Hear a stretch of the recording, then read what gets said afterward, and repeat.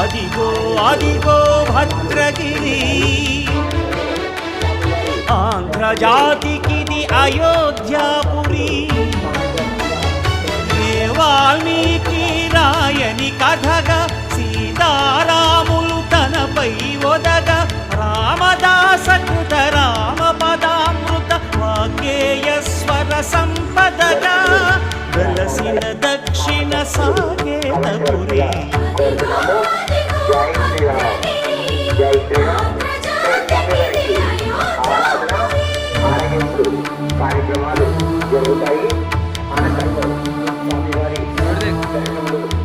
రామనామ జీవన నిర్నిద్రుడు, పునర్దర్శనము కోరిన భద్రుడు. సీతారాము